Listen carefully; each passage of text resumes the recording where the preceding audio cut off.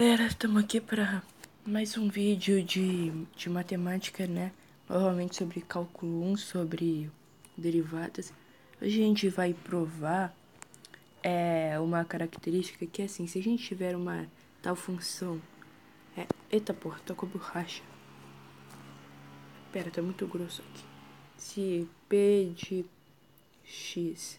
Sei que P de x é usado para polinômios, mas foda-se, vou usar aqui mesmo. For igual a f de x mais esse g de x, a gente quer descobrir a derivada da p de x, né? É d de x. Tá. Mas você deve estar se perguntando assim: como assim? Uma função é soma de duas? O que você está falando? Por exemplo, olha só. Vou dar um exemplo. Vamos dizer que uma tal. Não, vou usar p. Uma tal p de x vai ser, sei lá, seno de x mais cosseno de x. Perceba, seno de x é como se fosse f de x e cosseno de x é como se fosse a g de x. Aí a gente quer derivar isso, né? Aí a gente vai aprender uma propriedade muito famosa que diz que é f de x mais g de x guinha, né? E a gente quer derivar, vai ser igual à soma das derivadas, que é f' de x mais g' de x. Eu sei que parece bem intuitivo isso, né? Mas, tipo, na matemática a gente não pode falar, isso é óbvio, né? Não, a gente tem que ter provas, né? Tá, então, olha só, a gente vai provar isso. É muito simples provar, vocês vão ver, só que derivar aqui... Não, na verdade nem vou fazer isso, só vou... Aqui. A gente vai derivar, né? Isso vai ser igual a...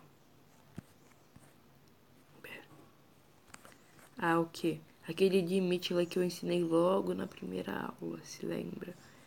Limite de quando h... Gente, é zero, que eu até provei na primeira aula, tá? Então se vocês não estão entendendo, assiste lá. Dá de p de x mais h menos p de x sobre h, que vai ser igual, olha só, a p de x é f de x mais g de x. Então o que vai ser p de x mais h? Vai ser f de x mais h mais g de x mais h. E a p de x vai ser f de x mais g de x. Logo, isso vai ser igual a o limite de quando h tende a zero. Galera, eu cortei rapidinho essa parte pra não ocupar muito espaço no meu celular. Também que demorou um pouco, né? Mas se você conferir as contas certinhas aí, né? Vai dar isso aqui. Se você aplicar a definição do que é p de x, você vai ver que p de x mais h vai ser isso daqui. E p de x é isso aqui. Logo, olha só. Perceba que aqui o menos, ele tá fora do parêntese. E isso é uma merda, né? Porque a gente quer distribuir esse menos. Então, vou copiar isso de volta e já volto, tá? Fala, galera, voltei. Aí é o seguinte, pera, esqueci de botar de azul aqui, que eu quero que fique mais ilustrativo pra vocês entenderem. Pronto, agora tá de azul. É o seguinte, né? Olha só, como eu falei, a gente quer aplicar distributiva nesse menos, né? Então o que eu fiz, ó? Quando aqui tá positivo, como tá com menos, tira do parênteses, fica negativo. Aqui tá positivo, também vira negativo. Mas aí, na hora de tirar do parênteses, perceba que se a gente tiver A mais B, sempre vai ser a mesma coisa que B mais A. Então a ordem que você vai somar não vai influenciar em nada. Então o que fiz? O que eu fiz? Quando eu tirei do parênteses, joguei o menos f de x pra cá e o menos g de x para frente da g, para cá, vocês entenderam, né? Aí, perceba que a gente pode separar isso em dois limites, né? Não, pera, vamos no passo a passo. Perceba que A mais B dividido por C sempre vai ser A dividido por C mais B dividido por C, né? Regra básica lá da matemática aritmética.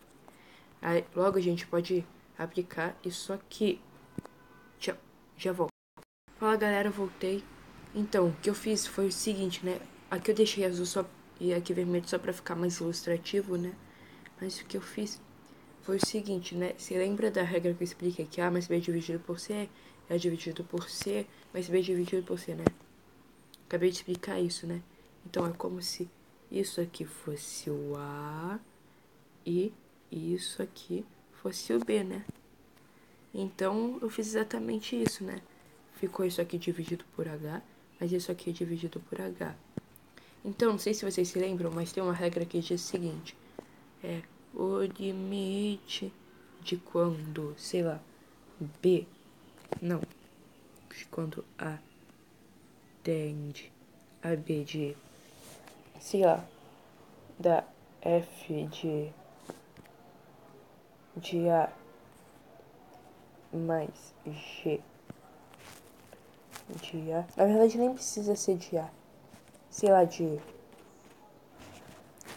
alguma coisa aqui mais outra coisa aqui vai ser igual a o limite de quando A tende a B dessa coisa que tem aqui dentro, mais o limite de quando A tende a B desse círculo aqui, né?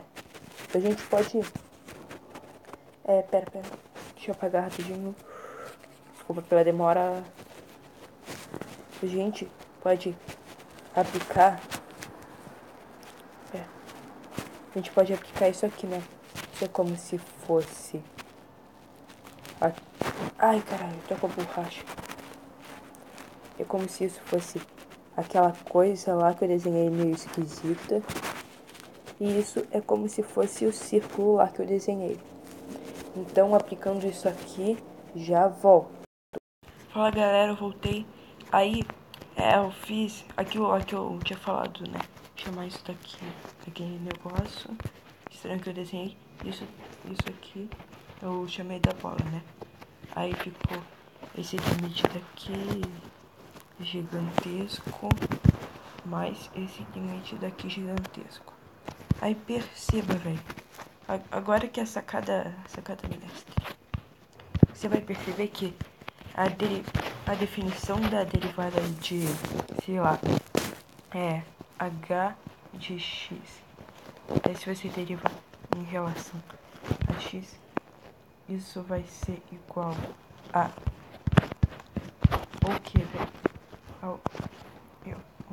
O limite de quando h tende a zero dá h de x mais h. Gente, esse... foda-se. Menos h de x. E isso dividido por h.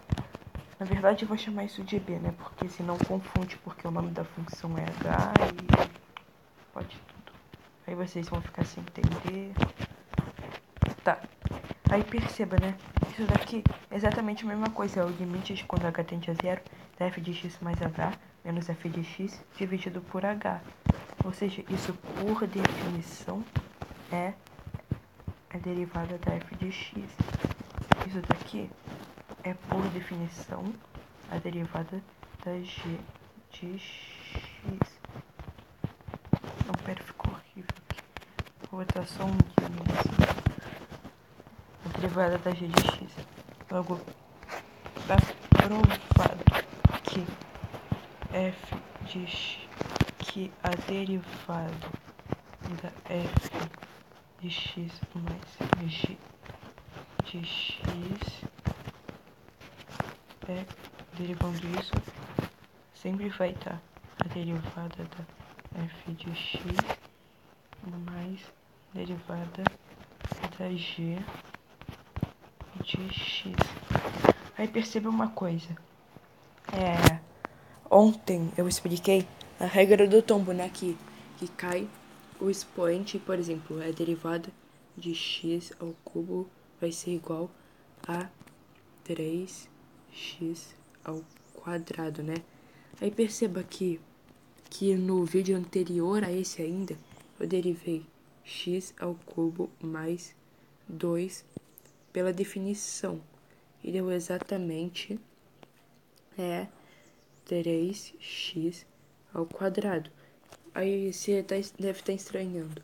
Pera, mas por que deu o mesmo resultado a derivada das duas funções? Aí você percebe, velho. É porque x ao cubo é como se fosse a f de x e o 2 é como se fosse g de x. Aí vocês devem estar falando, mas 2 é uma constante, não é uma função. Sim, é uma função. Se você for montar o gráfico de f de x igual a 2, vai estar aqui, ó. O ponto 2, aí vai estar aqui reto. Vai ser uma função, só que ela nunca vai mudar. Aí você deve estar estranhando ainda. Mas por que deu exatamente a derivada de x ao cubo? É porque exatamente a derivada de 2 é zero. A derivada de qualquer constante é zero. Por quê? Você vai perceber, como eu falei, se você montar gráfico de f de x igual a uma certa constante a... Pera, vou fazer com outra cor. Uma certa constante a vai ficar reto. Por quê? Porque nunca vai sair de a, sempre vai ser a e vai ficar uma linha reta. E o que derivada está relacionado? A taxa de derivação. Só que numa função que é sempre a mesma coisa, não tem derivação. A derivação é zero. Sempre vai ser zero. Então é por isso, tá explicado, né? E tchau!